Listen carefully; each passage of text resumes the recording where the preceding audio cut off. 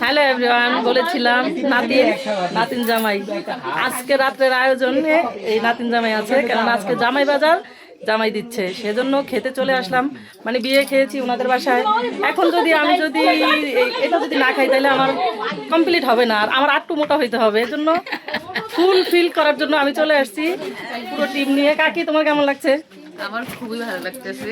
By the way বলে দেই, এটা হচ্ছে নতুন কন্টেন্ট ক্রিয়েটার, আপনারা সবাই চিনে রাখেন। আমার কাকি, সবাই সাপোর্ট করবেন। অবশ্যই আমি মেনশনে দিয়ে দেবো আমার কাকির আইডিটা।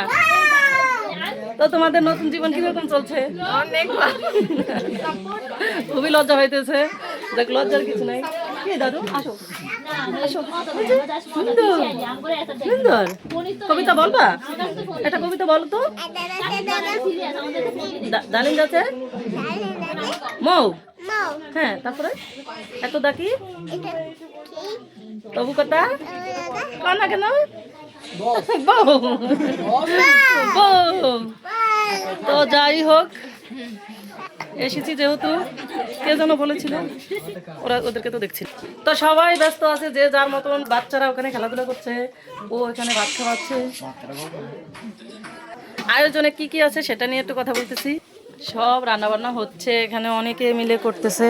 আমার কাকির বাপের বাড়ি। যাই হোক, তো লাস্ট পর্যন্ত দেখতে থাকেন, অবশ্যই দেখাবো। আয়োজনে ছিল বড় কোরাল মাছের ঝোল, তারপরে ছিল পাঁচমিশালি ভাজি চিংড়ি মাছ দিয়ে, পোলাও ছিল, পোলাওর সাথে বেগুনি ছিল, ডাল দিয়ে মাছের মাথা দিয়ে ছিল, তারপরে মাছের মাথা দিয়ে মুড়ি ঘন্ট ছিল, তারপরে পায়েস ছিল।